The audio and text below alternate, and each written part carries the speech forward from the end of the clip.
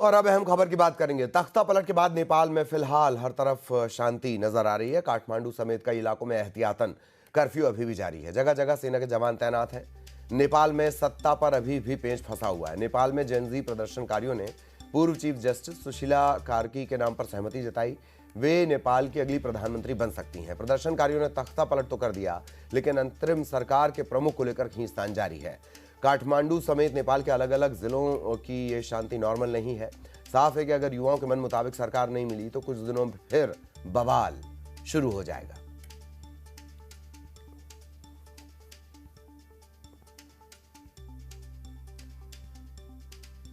नेपाल हिंसा ने देश की अर्थव्यवस्था को गहरी चोट दी है। प्रदर्शनकारियों ने काठमांडू के सबसे ऊंचे 5 स्टार हिल्टन होटल में आग लगा दी। इसे बनाने में 5 अरब रुपए लगे थे। पिछले साल ही ये होटल तैयार हुआ था। नेपाल को अंतर्राष्ट्रीय पर्यटन के नक्शे पर अलग पहचान दिला रहा था। बीमा कंपनियों का अनुमान है कि कुल क्लेम लगभग 31 अरब रुपए तक जा सकता है, जो 2015 के भूकंप के नुकसान से 3 गुना ज्यादा है। विशेषज्ञों का यह भी कहना है कि नेपाल की अर्थव्यवस्था के लिए यह सबसे मुश्किल समय है। नेपाल के तत्कालीन प्रधानमंत्री ओली के खिलाफ जिस तरह से जो लोगों का गुस्सा जब वो सड़कों पे आया करप्शन और बेरोजगारी को लेके, तो आप देख सकते हैं जो नेपाल का सबसे ऊंचा होटल हिल्टन है उसका मंजर क्या है, पूरी तरह से जल के राख हो चुका है। ये कई अरब में इस होटल को तैयार किया गया था। कई साल लग गए थे जब ये होटल तैयार हुआ। करीबन 1.5 साल पहले बताया जाता है ये होटल बन के तैयार हुआ था। कोविड के वक्त भी इसमें लगातार जो निर्माण कार्य वो चल रहा था।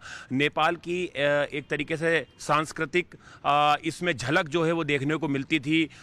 इसमें अंदर कई तरह के जो हैं वो ऐसे उपकरण लगाए गए थे ताकि जो लोग यहाँ पर रहने आए तो उन्हें एक अच्छी ज़िंदगी का अनुभव हो। तो आप देख सकते हैं ये हिल्टन होटल जिसका क्या हाल हो रखा है।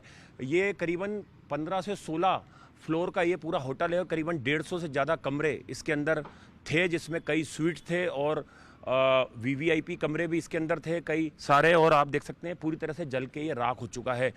जैसा कि मैं आपको बता रहा हूँ कि कई अरब रुपए लगे इस होटल को बनाने में। जाहिर तौर पर जो आर्थिक रीढ़ की हड्डी है वो भी कहीं ना कहीं टूटी है नेपाल की। और जिन लोगों ने इस होटल का निर्माण कराया था, तो ये होटल आप देख सकते हैं पूरी तरह से जल के राख हो चुका है। ये नेपाल का सबसे ऊंचा और सबसे आलीशान होटल हिल्टन है, जिसका क्या मंजर रहा होगा आप देख सकते हैं जब इसको आग के हवाले किया गया। ये इसका मेन एंट्री गेट है और यहाँ पर पुलिस हेडक्वार्टर है। इस तरफ आप देख सकते हैं यहाँ पे पूरी बैरिकेडिंग कर रखी है और अभी यहाँ पर जो इलेक्ट्रिसिटी वगैरह लगाने का काम है वो लगातार जारी है। जेनजी के आक्रोश की आग में नेपाल के अरबों की संपत्ति स्वाहा हो गई। लगभग 3 करोड़ की आबादी वाला ये देश इससे कैसे उबरेगा, यह भी सोच पाना मुश्किल है। नेपाल का ये राष्ट्रपति भवन, जिसे प्रदर्शनकारियों ने आग के हवाले कर दिया था, वहां पर देर रात तक बैठकों के दौर चल रहे हैं। इस वक्त हम नेपाल के राष्ट्रपति भवन के बाहर मौजूद हैं। राष्ट्रपति भवन को भी जब हिंसा हुई तो इसको भी आग के हवाले कर दिया गया था। आप देख सकते हैं राष्ट्रपति भवन का जो एक तरफ का जो पार्ट है वो पूरी तरह से जल गया है।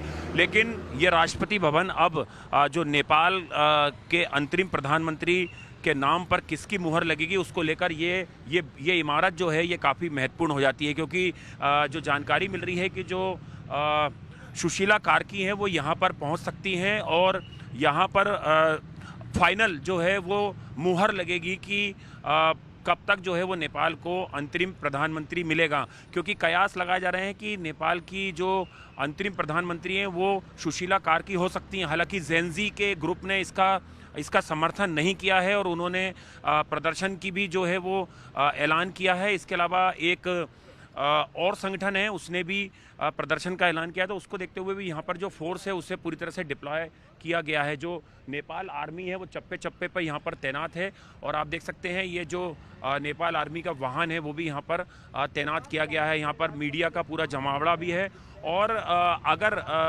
जो सुशीला कार्की हैं उन्हें नेपाल का अंतरिम प्रधानमंत्री बनाया गया तो यहीं पर जो शपथ ग्रहण है, जो ओथ है, वो अंतरिम प्रधानमंत्री ले सकती हैं। तो